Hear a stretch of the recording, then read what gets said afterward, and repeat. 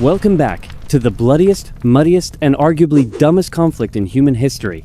Last time we left off, the Russian Empire had completely rage-quit the server, and Germany was aggressively packing millions of soldiers onto trains to smash the French and British on the Western Front. But let us rewind a little bit and look across the Atlantic Ocean. What is the United States doing this whole time? Well, mostly, they are just sitting back, relaxing, and making an absolute mountain of cash. President Woodrow Wilson has built his entire brand on staying completely out of this European dumpster fire. He literally campaigned on the slogan, "He kept us out of war." He is chilling in the Oval Office, hugging his Nobel Peace Prize nomination, and having a great time selling weapons and supplies to basically everyone. The German High Command looks at the United States and thinks, you know, we are about to start sinking every single ship in the Atlantic Ocean with our submarines, and that is probably going to make the Americans extremely angry. We need a distraction. We need to keep them busy so they do not sail over here and ruin our Grand Spring offensive. And so, the German Foreign Secretary, a man named Arthur Zimmermann, comes up with what he believes is an absolute masterclass in geopolitical strategy. He decides to send a secret telegram to Mexico. The message essentially says, "Hey Mexico, what is up? If the United States declares war on us, you should totally attack them from the south. And when we win, we will give you back Texas, New Mexico, and Arizona. Besties forever. Germany." It is the diplomatic equivalent of sliding into someone's direct messages at 3 in the morning with a terrible idea. But there is a massive problem. Zimmermann sends this highly confidential, top-secret message through a transatlantic telegraph cable that literally runs right through London. And the British intelligence agency, famously known as Room 40, is sitting there, listening to absolutely everything. They intercept the message, decode it, and they simply cannot believe what they are reading. They are looking at this piece of paper like, are the Germans actually this incredibly stupid? This is the greatest gift anyone has ever given us. The British immediately run across the ocean and hand this decoded text message directly to the United States government. The American public reads it in the morning newspapers and completely loses their minds. They are absolutely furious. Woodrow Wilson slowly puts down his Peace Prize, sighs heavily, and asks Congress for a declaration of war. Germany has just managed to poke the largest, most heavily industrialized sleeping bear on the planet, and now that bear is putting on a doughboy helmet and loading a pump-action trench shotgun.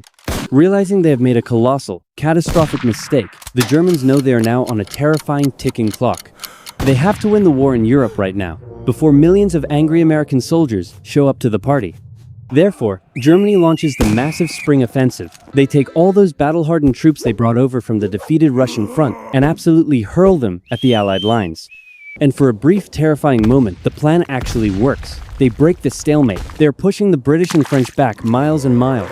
The Allied generals are sweating profusely. It looks like Germany might actually pull this off. But then, the German supply lines completely collapse. They are advancing too fast for their own trains to keep up. The German soldiers, who have been starving and eating literal sawdust bread for years, suddenly capture French supply trenches. And what do they find? Beautiful fresh French bread, fine cheeses, and absolute oceans of exquisite wine. So, what do these highly disciplined, unstoppable German stormtroopers do? They immediately stop fighting, sit down in the mud, and throw a massive drunken cheese and wine party.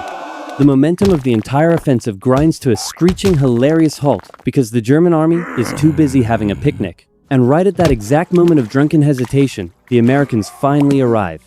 And they are bringing a ridiculous, seemingly endless amount of fresh troops, shiny new weapons, and unchecked enthusiasm for violence. The exhausted German army looks at this massive wave of well-fed, highly motivated American soldiers and realizes, yeah, this is over. We are completely cooked. And the dominoes start falling at an incredibly rapid and embarrassing pace. First, Bulgaria looks around, realizes they are entirely surrounded, and aggressively hits the surrender button, out. Then, the Ottoman Empire, which has been slowly crumbling for roughly a century, finally collapses into a pile of dust and sand, out. Next, the Austro-Hungarian Empire just completely shatters into several different confused countries that immediately start arguing with each other, out. Suddenly, the mighty German Empire is standing completely alone. The German citizens are starving, the Navy has actively mutinied, and massive riots are breaking out in the streets. Kaiser Wilhelm II is casually sipping his morning coffee when his generals awkwardly shuffle into the room and essentially tell him, "Hey man, so you are kind of fired from being the emperor. Please leave." The Kaiser gets on a train and quietly escapes to the Netherlands, leaving his entire country in an absolute state of chaotic panic. Therefore, the new German government literally begs for an armistice. They agreed to stop shooting on the 11th hour of the 11th day of the 11th month, mostly because it sounds very poetic for the history books. The guns finally fall silent. The Great War is over. Millions are dead, empires are shattered, and everyone is ready to sit down and make sure this terrifying tragedy absolutely never, ever happens again.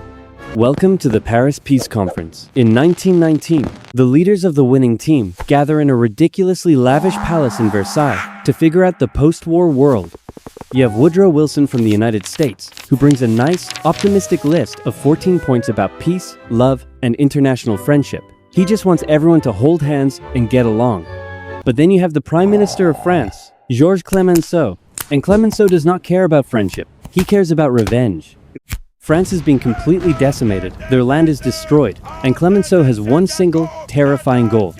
He wants to pluck the German eagle until it is entirely bald, roast it, and make it pay for the dinner.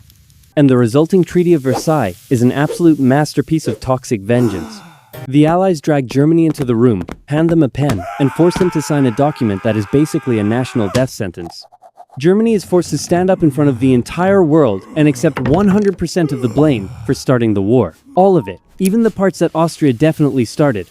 But it gets worse. Germany loses a massive chunk of their valuable territory. Their military is violently downsized until it is essentially just a few guys with batons acting as security guards. No air force, no submarines, no tanks. And the grand finale? They are handed a bill for reparations that is so astronomically huge, it would take them nearly a century to pay it off. The German representatives are completely horrified, but they have a gun to their heads.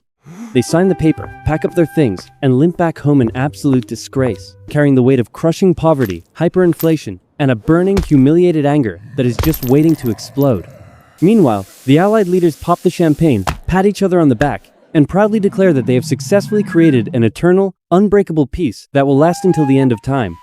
Except, in a military hospital back in Germany, a completely unknown, highly unhinged corporal with a very weird mustache is sitting in his bed, recovering from a gas attack, aggressively gripping his bedsheets, and getting very, very angry. What could possibly go wrong?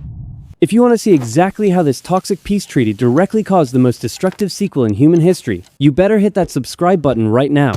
Seriously, click it, or I will personally send the French government to your house to collect the rest of the Versailles debt from your bank account. Do not test me. Subscribe.